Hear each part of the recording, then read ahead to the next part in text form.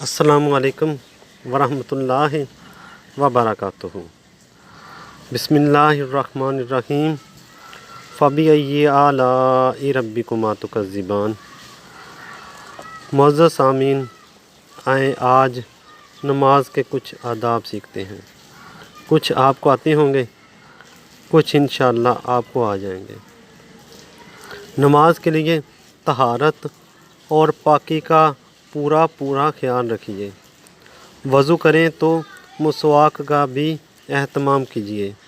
نبی کریم رؤوف الرحیم صلی اللہ علیہ وآلہ وسلم نے فرمایا، قیامت میں میری امت کی علامت یہ ہوگی کہ ان کی پیشانی اور اعضاء وضو نور سے چمک رہے ہوں گے۔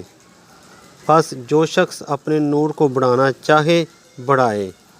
صاف ستھرے، سنجیدہ، مہذب اور سلیقے کے کپڑے پہن کر نماز ادا کیجیے۔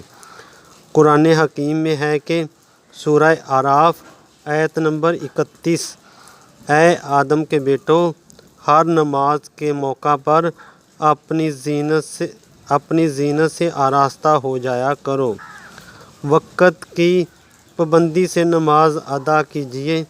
ارشاد باری تعالیٰ ہے کہ سورہ نساء آیت نمبر 103، مومنوں پر وقت کی پابندی سے نماز فرض کی گئی ہے۔ حضرت عبداللہ بن مسعود نے ایک بار نبی کریم رؤوف الرحیم صلی اللہ علیہ وآلہ وسلم سے پوچھا، یا رسول اللہ صلی اللہ علیہ وآلہ وسلم، اللہ سبحانہ و تعالیٰ کے نزدیک کون سا عمل سب سے زیادہ محبوب ہے؟ آپ صلی اللہ علیہ وآلہ وسلم نے فرمایا، نماز کو اس کے وقت پر ادا کرنا۔ اور نبی کریم رؤوف الرحیم صلی اللہ علیہ وآلہ وسلم نے یہ بھی فرمایا، اللہ سبحانہ و تعالیٰ نے 5 نمازیں فرض کی ہیں۔ جس شخص نے ان نمازوں کو ان کے مقررہ وقت پر اچھی طرح وضو کر کے خشوع و خضوع سے ادا کیا تو اللہ سبحانہ و تعالیٰ پر اس کا یہ حق ہے کہ وہ اسے بخش دے، اور جس نے ان نمازوں میں کوتاہی کی تو اللہ سبحانہ و تعالیٰ پر اس کی مغفرت و نجات کی کوئی ذمہ داری نہیں، چاہے تو عذاب دے، چاہے تو بخش دے۔ نماز ہمیشہ جماعت سے پڑھیے۔ اگر کبھی جماعت نہ ملے تب بھی فرض مسجد میں ہی ادا کیجیے۔ البتہ سنتیں گھر پر پڑھنا بھی اچھا ہے۔ نبی کریم رؤوف الرحیم صلی اللہ علیہ وآلہ وسلم کا ارشاد ہے، جو شخص 40 دن تک تکبیر اولیٰ کے ساتھ نماز با جماعت پڑھے، وہ دوزخ اور نفاق دونوں سے محفوظ کر دیا جاتا ہے، بحوالہ ترمذی۔ اور نبی کریم رؤوف الرحیم صلی اللہ علیہ وآلہ وسلم نے یہ بھی فرمایا کہ اگر لوگوں کو نماز با جماعت کا اجر و ثواب معلوم ہو جائے تو وہ 1000 مجبوریوں کے باوجود بھی جماعت کے لیے دوڑ کر آئیں۔ جماعت کی پہلی صف ایسی ہے جیسے فرشتوں کی صف۔ تنہا نماز پڑھنے سے 2 آدمیوں کی جماعت بہتر ہے۔ پھر جتنے آدمی زیادہ ہوں گے اتنی ہی یہ جماعت اللہ سبحانہ و تعالیٰ کو زیادہ محبوب ہوتی ہے، بحوالہ ابو داؤد۔ نماز سکون کے ساتھ پڑھیے اور رکوع و سجود اطمینان کے ساتھ ادا کیجیے۔ رکوع سے اٹھنے کے بعد اطمینان کے ساتھ سیدھے کھڑے ہو جائیے، پھر سجدے میں جائیے، اسی طرح دونوں سجدوں کے درمیان بھی مناسب وقفہ کیجیے اور دونوں سجدوں کے درمیان یہ دعا بھی پڑھ لیجیے، اللہم اغفر لی وارحمنی واہدینی واجبرنی وعافینی وارزقنی، بحوالہ ابو داؤد۔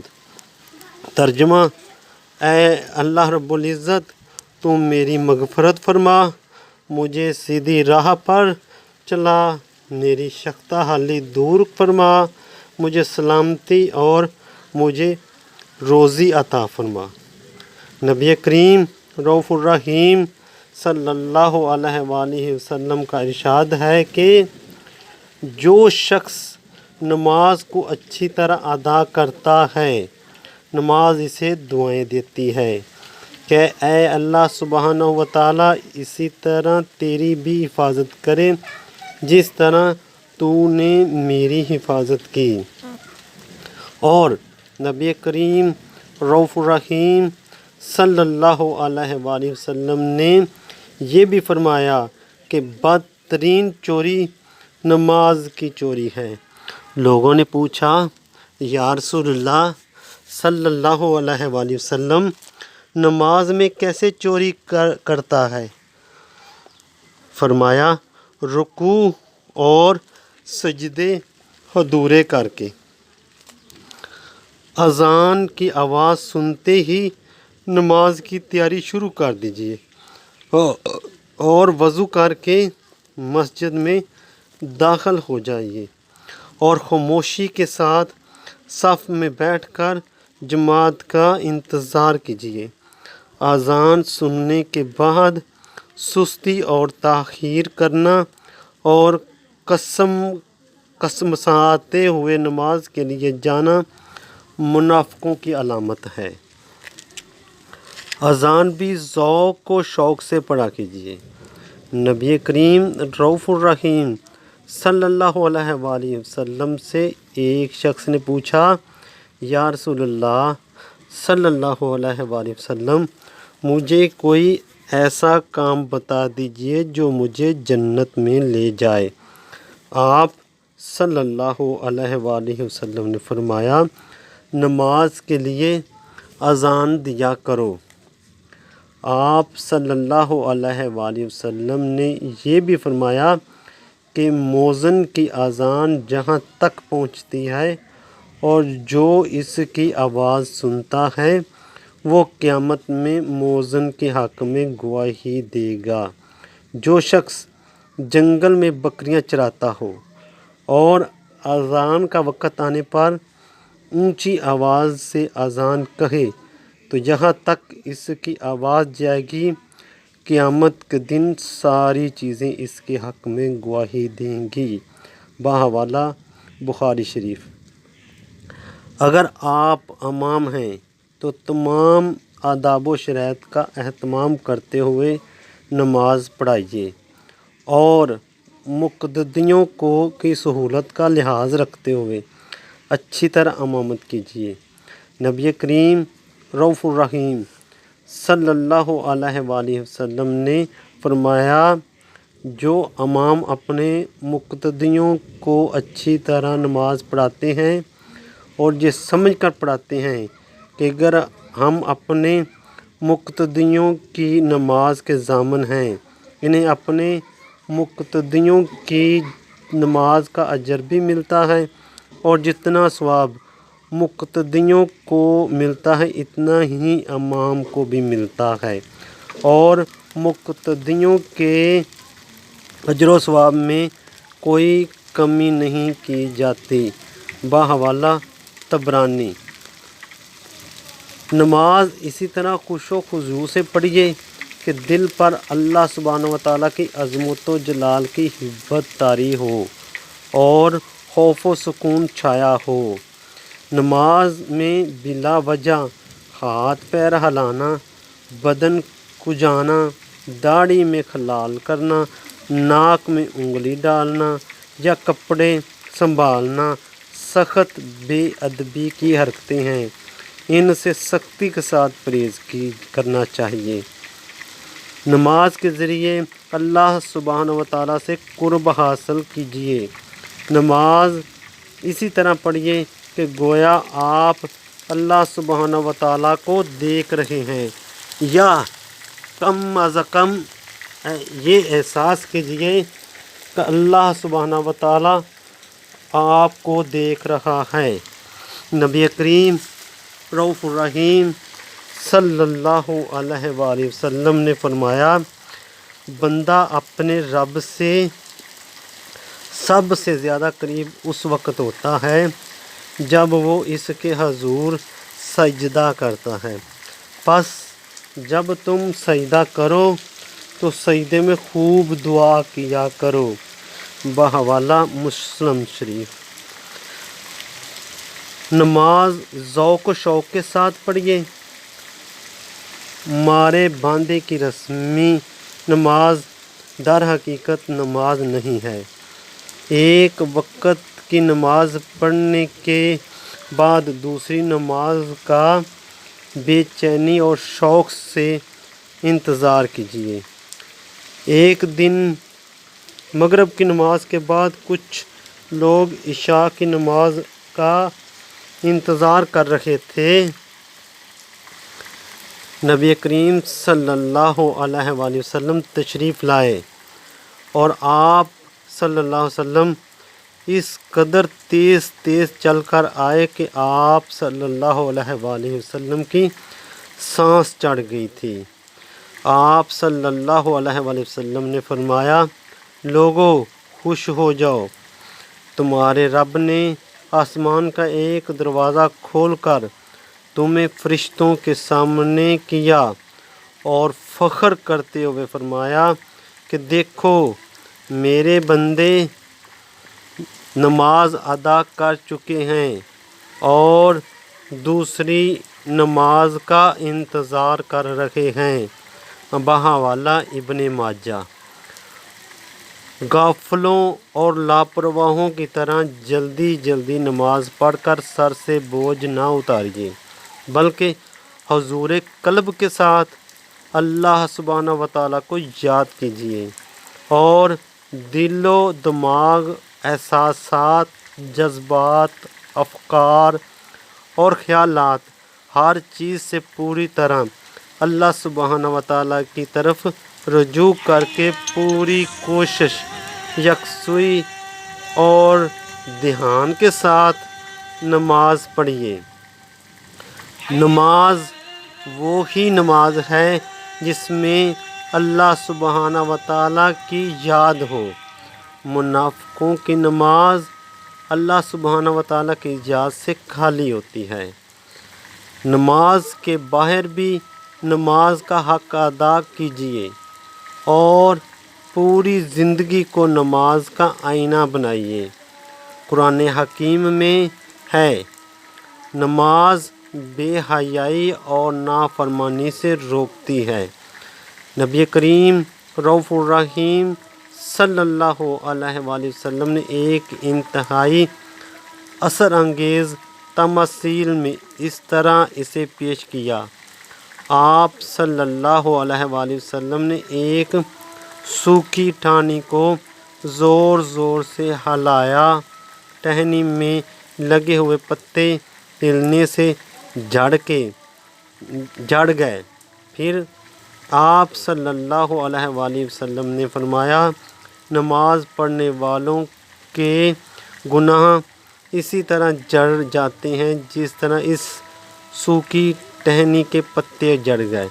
اور اس کے بعد آپ صلی اللہ علیہ وآلہ وسلم نے قرآن حکیم کی یہ آیت تلاوت فرمائی، اور نماز قائم کرو دن کے دونوں کناروں پر، یعنی فجر اور مغرب، اور کچھ رات گئے، بلا شبہ نیکیاں برائیوں کو مٹا دیتی ہیں۔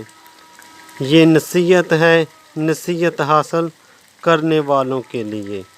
سورہ ہود آیت نمبر 114۔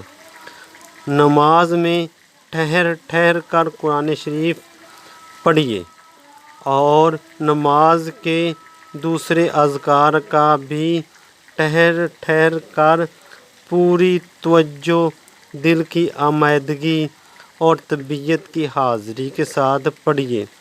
سمجھ سمجھ کر پڑھنے سے شوق میں اضافہ ہوتا ہے اور نماز واقعہ نماز بن جاتی ہے۔ نماز پابندی سے پڑھیے اور کبھی ننگا نہ کیجیے۔ مومنوں کی خوبی ہی یہ ہے کہ وہ پابندی کے ساتھ بلا ناغہ نماز پڑھتے ہیں۔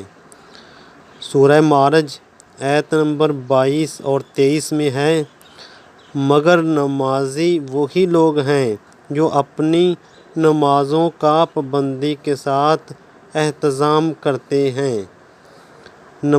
فرض نمازوں کی پابندی کے ساتھ ساتھ نفل نمازوں کا بھی اہتمام کیجیے اور کثرت سے نوافل پڑھنے کی کوشش کیجیے۔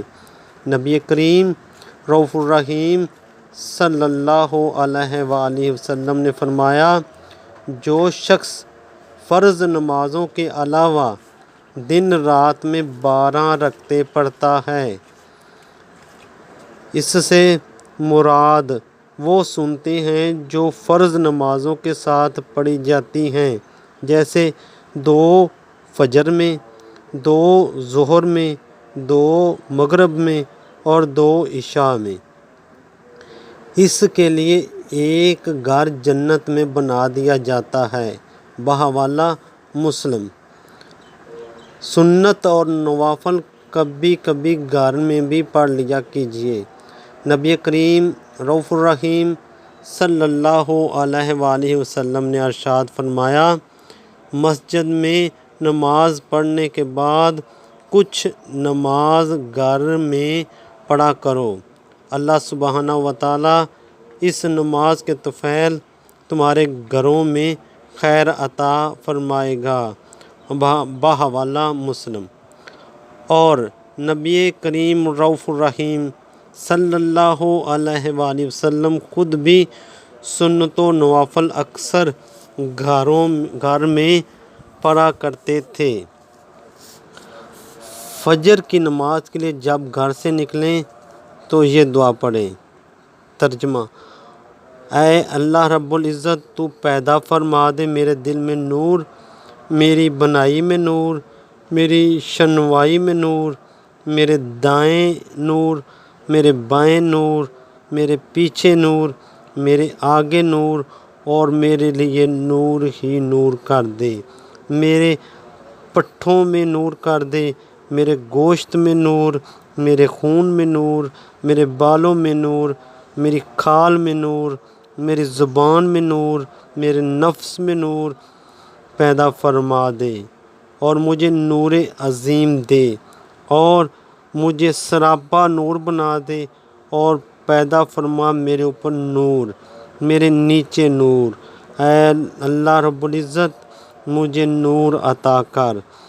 فجر اور مغرب کی نماز سے فارغ ہو کر گفتگو کرنے سے پہلے ہی 7 بار یہ دعا پڑھیے، اللہم اجرنی من النار، اے اللہ رب العزت مجھے جہنم کی آگ سے پناہ دے۔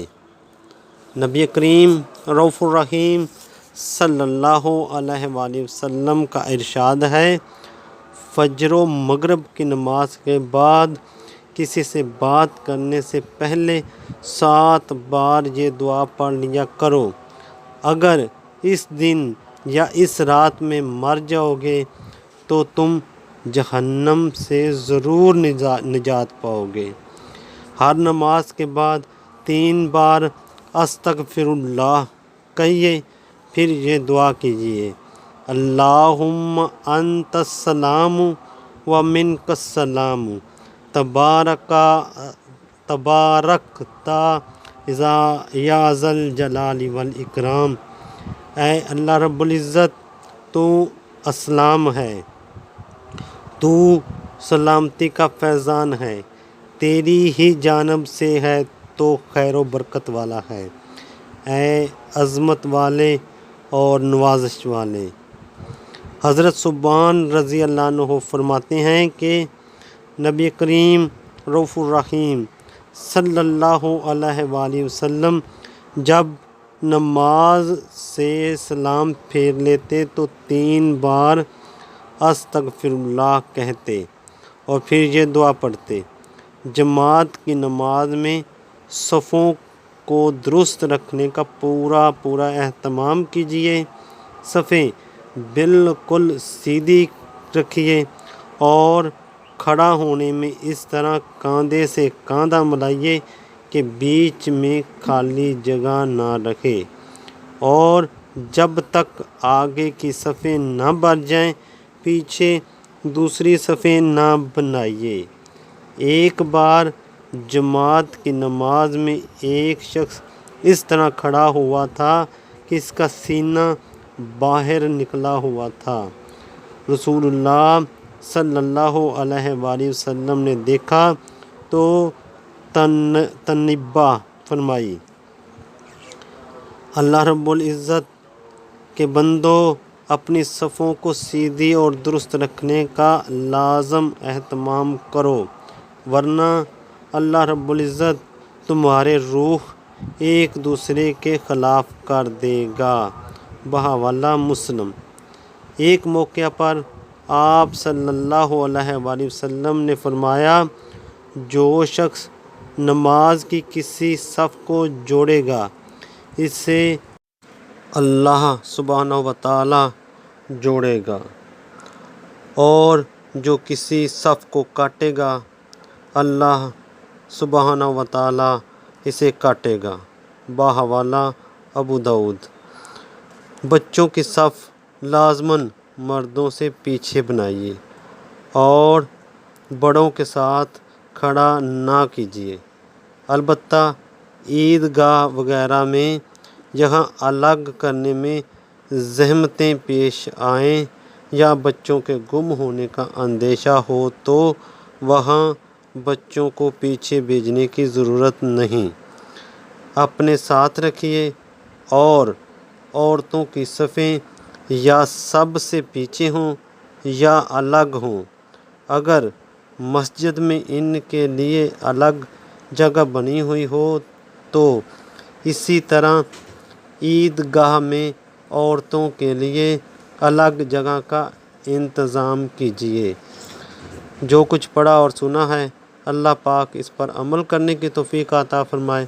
اللہ پاک 5 وقت بڑے خشوع اور خضوع کے ساتھ 5 وقت نماز ادا کرنے کی توفیق عطا فرمائے۔ وما علینا الا البلاغ المبین۔